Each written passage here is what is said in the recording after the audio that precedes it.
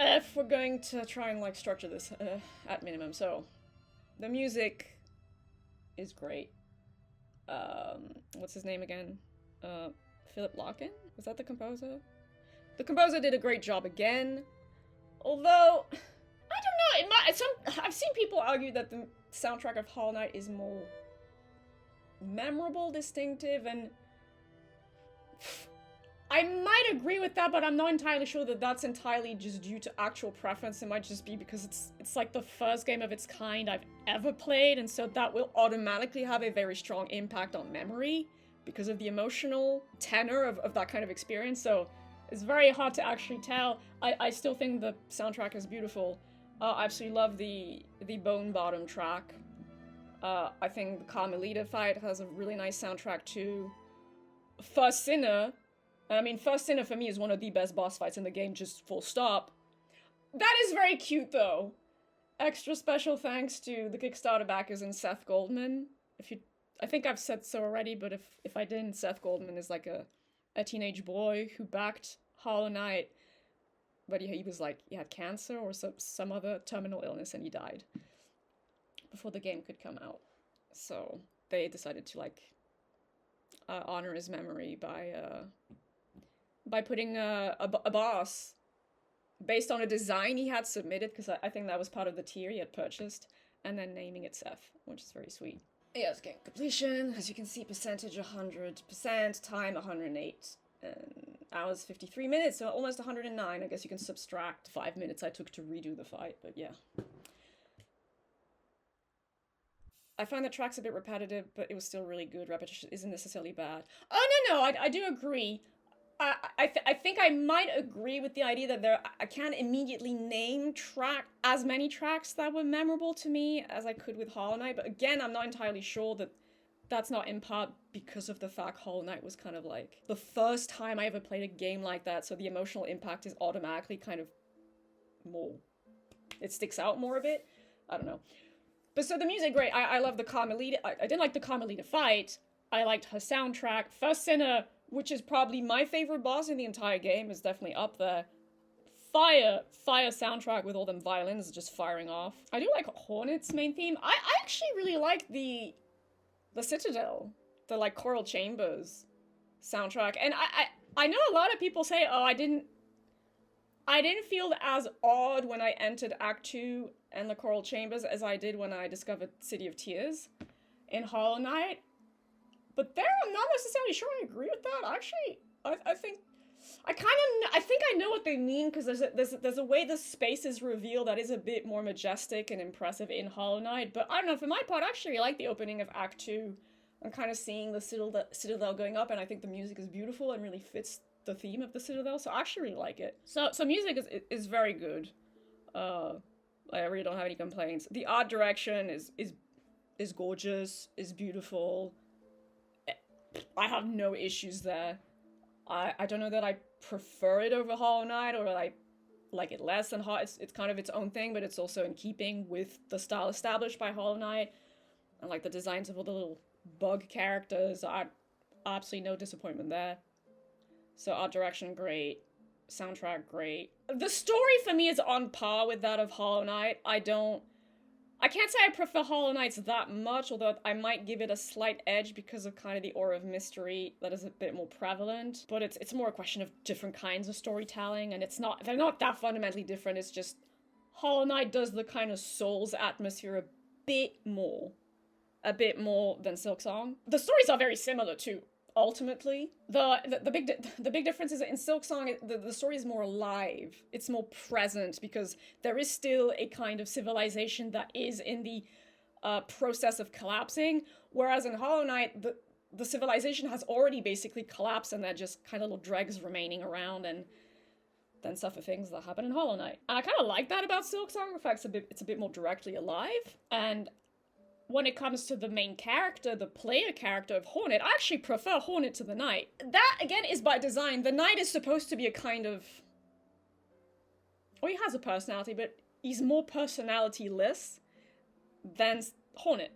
And that's by design. There's a reason for that. So, again, it's not objectively bad. It's not a question of objective at all here, right? In any case.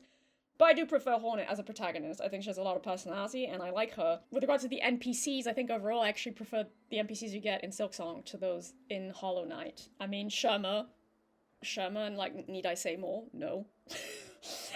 There's Sherma, and then Chakra, and even the snail shamans. I mean, there are snail shamans in Hollow Knight, but here they're a bit more fleshed out. So I actually prefer the NPCs overall and the player character in Silksong over Hollow Knight. And then obviously there's Carl. Carl is Precious Baby, and Carl's babies are precious babies. They're precious babies squared. Enough said. I like the stag beetle in Hollow Knight, but the stag beetle does not measure up to Carl and babies. No. Carl. Exactly. Let's see. Shall we go see Carl? Shall we go see Carl real quick? Okay. We can let them do stompies and jumpies in the background while I continue. Oh, there we go. Hello. Hello, you're so cute. Right. So, again, Carl, preciousest baby, and baby Carl's even more preciousest bibbies. The exploration is pretty much on par with that of Hollow Knight, but the problem is that the exploration also comes with a lot of enemy gauntlets, or like really punishing platforming sections, although for me personally, I didn't struggle that much with the platforming.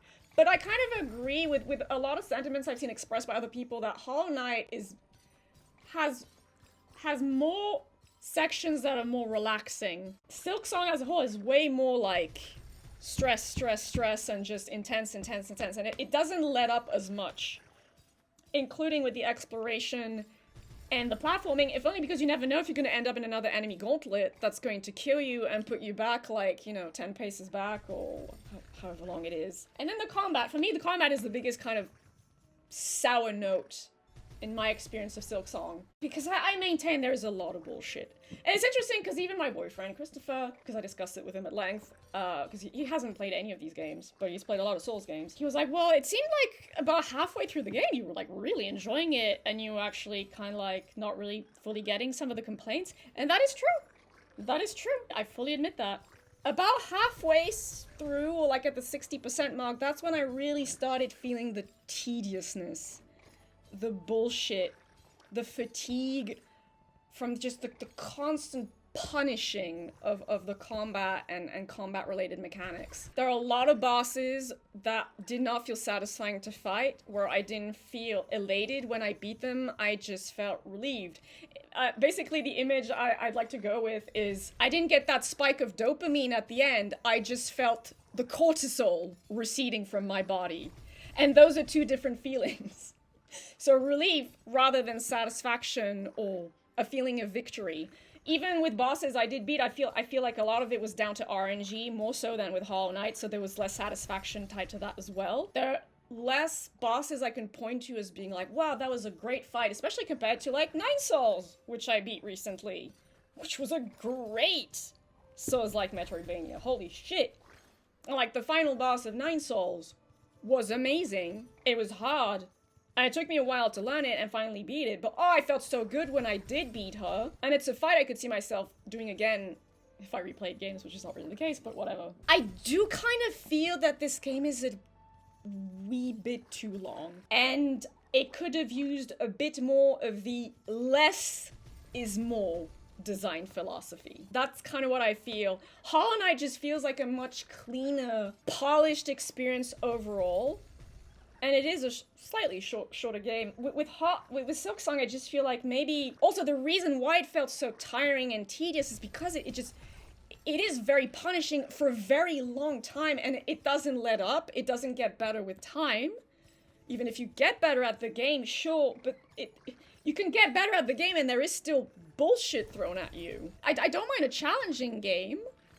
A game that is hard. Again, it's amazing the amount of people that feel like they have to justify themselves by using this argument that, like, bitch, I played all the Dark Souls games, I played Demon Souls, I played Bloodborne, Elden Ring, the original Hollow Knight, Nine Souls. Because people just don't, oh, you don't like Silksong because you need to get good and you're not used to these kinds of games. No, there are people who love Souls games who still have criticisms of Silksong. You can have criticisms of something that is still good. But I've played Bloodborne, I've played Dark Souls 3, I've played Elden Ring, I've played Hollow Knight, again, 112%ed Hollow Knight on fucking keyboard, and I 100%ed 9 Souls, and I do think there's a lot of bullshit. There's a lot of bullshit in Silksong with the combat and the way damage is doled out. I think my issue, see, that's the other thing, and I said this with 9 Souls, but I think I said this while playing Silksong early in the playthrough. Some people think Souls games are defined by being hard. I disagree. One of the reasons I like Souls games is also because of the way they tell stories and the kind of atmosphere they go for. Like, a Souls-like level of difficulty with a game about, I don't know, the French Revolution with nothing fantasy related or nothing kind of eldritchy related, I wouldn't be fucking interested in playing that. I don't want to play a game just because it's hard. It needs to be, for me, there are other things that define Souls games. But okay, fine, a debate for another day. Still, yes. For me, the Souls games, there's kind of a line. There's a line between, like, challenging and sadistic. Or masochistic, depending how you look at it. Souls games are kind of good at, you know, weaving around the line. Or it's kind of the balance between punishing and rewarding. And my problem is I think Silksong at times loses that sense of balance. At times it goes over the line into just punishing for the sake of it, and punishing without having the balance of also being rewarding to the same extent. Also, as a completely tangential argument, when you want to teach someone to do something, so in this case, teach a player to play your game, psychology has shown us that positive reinforcement is actually way more effective than positive punishment. Just throwing that out there. But yeah, I mean, if you can make a punishing game, fine. But it also needs to be, you need that balance. And for me, Silksong lacks in places that balance. And to be clear, this is a complaint I have about Elden Ring as well. I think Elden Ring's it's a bit worse, but then I don't think I found it as tedious in places than I did Silksong. So, make of that what you will. So yes, I think my problem is not that Silksong is punishing in and of itself. It's how punishing it is.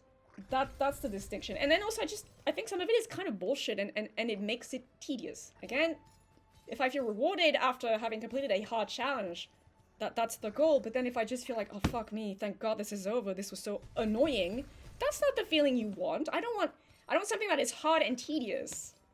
I want something that is hard and rewarding, and too often with combat, boss arena, like enemy gauntlets, boss fights, I didn't feel rewarded. And then eventually it turns into bitterness. I don't feel like my time or efforts or skills as a player were respected at times, especially in the later game. And it's kind of like, okay, at that point, just fuck you, then I'll cheat. I don't give a shit. Although again, I 100% of the game fair and square. But like, I never felt the need to cheat with the Hollow Knight or 9 Souls. Here it was kind of like, I just want to be done with the fucking game. And that's disappointing. Like, I'm kind of miffed about that. Even though there are things I love. Like, how can you not love Carl and babies, right? I love that. And it was neat when I actually got bits of the story, or interacted with NPCs, or I had, like, interesting platforming sections, but there's so much, like, tedious difficulty and bullshit in between those good bits. Again, best wishes to the devs and to their future projects. But in this specific case, I actually wonder if they didn't work on this a bit too long. I think it cooked a bit too long, and you know what? You can't overbake a cake. That actually does happen. You should absolutely let a cake bake. It needs its time. You don't want to open the oven. The metaphor here is that you don't want to have developer crunch or development hell. You don't want that. You want to leave that cake in the oven, leave it alone, leave it to bake. But sometimes you can overbake your cake as well. That's the opposite extreme, and I don't think the opposite extreme is good either. I think they actually, ironically, had a bit too much time with it, and maybe too much time with it in a very closed circle. Because I don't know, that's Silksong is like, oh, I have a nice slice of cake, and it tastes really good in a lot of, but then every second bite, there's a bit of cake that's really tough and kind of burnt, and maybe a bit too much cinnamon or nutmeg in it, and you're kind of like, oh, the flavor balance is fucked here. Like, that's my feeling with Silksong. One thing I'm really surprised by, and I've not seen anyone else mention this, is that There is no invincibility dash in Silksong, and there is in Hollow Knight, and this is surprising to me because Hollow Knight basically has the moveset of the Knight, but then some things on top of that. The Knight, at some point, you can dash through enemies, and then you have kind of like an invincibility frame for like a couple seconds, and then after that you take contact damage again, because there's a lot, I've seen a lot of digital ink spilled over contact damage. I don't like it either, and personally, from a purely logical standpoint, why would me just brushing up against a person or a little animal hurt me? Like, how does that actually make sense if you really think about it? Like, if an enemy had spikes or is covered in poison, pustules, things like that, okay, sure, take a mask of damage, or 2 masks of damage even with the later bosses, but I made my boyfriend laugh with this. I'm like, why would just brushing up against a dude's tunic hurt me? That doesn't actually make sense. I don't get that. But fine. At least in Hollow Knight, you can have this kind of invincible dash. And it's very useful. And there is absolutely no such thing in Silksong, and I haven't seen anyone else comment on it. I find that really odd. Because some people want the contact damage removed entirely, or lowered to 1 mask of damage. Those are perfectly valid options too. But if you want, I mean, I think you could leave the contact damage, but then again, give something to balance it out a tiny bit, or an option, like something she could equip to balance it out a tiny bit, which then, yeah, it makes the game feel very unfair. And I've seen also people being like, oh, but it's part of the themes of the game, and the Citadel being like stingy. Oh yeah, because the whole fucking currency system, I forgot about that. Yeah, I'm not a fan of that at all. It's all well and good that you can use different crests and tools, but then if your tools depend on something that you run out of all the time, what difference does it actually make? I guess it makes a difference for boss fights, but then, I don't know, that's another thing. It feels almost like they wanted to reach for a more ARPG design with Silksong, and it doesn't, for me, personally, it doesn't quite work. Trying to, oh yeah, you can have different builds, but I don't feel like the game really incentivizes you to try different builds. And again, if your tools are tied into a fucking resource that is scarce a lot of the time, what's the point? Although, personally, I didn't really ever struggle with rosary beads, because I just banked them a lot. Like I banked Geo in Hollow Knight too, but, you know. So that is also kind of like, rough around the edges. And so the argument, like, oh, it's part of the theme of the game, and the Citadel is, like, bad capitalism, and, like, I mean, technically, sure, but then, hey, lads, okay, come on. I like the storytelling in these games. I do think they have themes. It's not that deep either. Sorry, not sorry. Calm down with that. And also, I'm sorry, it has fucking characters like Sherma. It's got the cute little Belbies. This is not a game trying to be fucking Fear and Hunger or pathologic if we're really going to go with, like, sadistic punishing games. I don't think that Hollow Knight was ever trying to be edgily nihilistic. I don't get that vibe from Silksong, so that for me is a kind of a weak argument. I think at times probably the devs, I don't know, I'm not going to ascribe intentions to them, but the game definitely feels punishing for the sake of it too many times, and trolly. And I'm kind of like, okay, fine. Again, if you say fuck you to my time as a person and my ability to do things, I'm gonna say fuck you by cheating a couple things, which I did to wrap up side quests. Sorry, not sorry. So that means I do like Silksong. I'll be very clear about that. The things about it I love. But, objectively for myself, this is the most disappointing game of 2025 for me. I'm very sad to say it, but it is the most disappointing. So, Silent Hill F is probably the worst thing I've played this year. But this is the most disappointing because I did have somewhat high expectations for it, given it is the Hollow Knight sequel, and Hollow Knight is a precious... No, sorry. I'm not saying people think it is a nihilistic game, but the kind of reasoning they give for it being so punishing only really makes sense if it's meant to be a story that's trying to hammer home a point about nihilism and cruelty and shit. And I don't think that game is that kind of story in any case, so it doesn't make sense to me as an argument. Sorry if that wasn't clear. But so yes, it is the most disappointing game of 2025 for me, because I did like it, but I think for me it could have been so much better. And I never expected it to be better than Hollow Knight. My hope was that it would be as good as Hollow Knight, and for me it is not. It simply isn't. Hollow Knight for me is still one of my favorite games of all time. This is not. So it's good, but disappointing for me. So final rating. 7 to soft 7.5 out of 10, which is good. In my rating system, a 7 is good. It's solidly good. To 7.5 would be very good. I'm still quite bitter about the last section of the game, but if I'm being generous and putting my bitterness in check, I could be like, yeah, sure, it's a 7.5 out of 10. But Hollow Knight is like, is it a 10 out of 10? Maybe, or like 9.5 rounded up to a 10. 9 Souls for me, solid 9 out of 10. 9 Souls for me, see, that's the other thing, 9 Souls is better than Silksong for me. Just straight up. Like, the contrast between the two was so fucking violent when I picked Silksong back up. So no, it's not as good as Hollow Knight for me, it's not as good as 9 Souls even. So yeah, 7 to soft 7.5 out of 10, which again is still good. But it should have been better. So it is the most disappointing game of 2025 for me. Also, can I just say, not that I'm that surprised because it's not that different from Hollow Knight, but the true ending is insanely disappointing all on its own. I kind of expected more from that ending cutscene.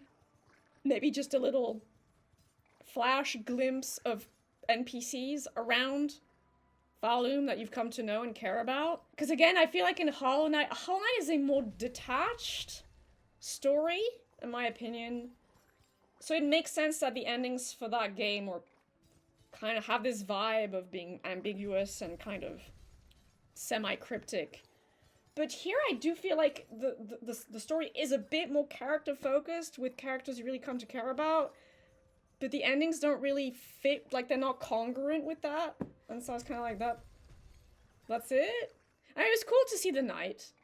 And it was cool to see bits of Hollow Knight in Hornet's, like, red memory sequence. I love that sequence. See, that's the thing that's sad. The bits about this game that are amazing. Like, that callback to Hollow Knight and establishing a continuity between the two stories, that was really neat. I love those little bits. And so seeing the night in the ending cutscene was neat, but then that's it. And you just kind of see the ooze of the abyss, and then Lace is just fucking laughing. It's like, yikes. And that's it. And I'm kind of, oh. Mr. Mushroom was fun, but that's not the main storyline. I'm just... So yeah. Like, the ending itself is kind of disappointing. Do I regret playing it? Absolutely not. No. I am miffed about how fucking bullshitty it got eventually, though. And I'm very happy I'm done with it and never touch it again. I said I wouldn't play the DLC if there is DLC. I don't know. I guess I'll cross that bridge or not when I come to it, right? And would I recommend the game? Oh, that's a tough one. I would, but with massive caveats, which I think is probably obvious from just everything I just said. I would recommend Hollow Knight and 9 Souls without reservation to the kind of people I know who would enjoy the game. Obviously, with Silksong, it's like, I would, but with a massive asterisk. Which again, is kind of sad, which is why it's good, but disappointing. But hey, we got Carl and babies. So there is that to be thankful for. Because they're fucking adorable and I love them. Look at you. Look at you babies. I love you. And I love you. And I love you. And I love you. And it's, no, the real crime here, the real absolute crime that I cannot forgive the devs, they didn't put in a pet button. Just for that alone, it is right and proper that Silksong didn't win Game of the Year. Like, come on now! We're in 2025! The internet is a thing! Lots of people have pets and love pets, as is right and proper, and fucking Christ, you made a game with these adorable critters and you can't pet them? For shame! For shame! But so yeah. So here ends my journey with Silksong.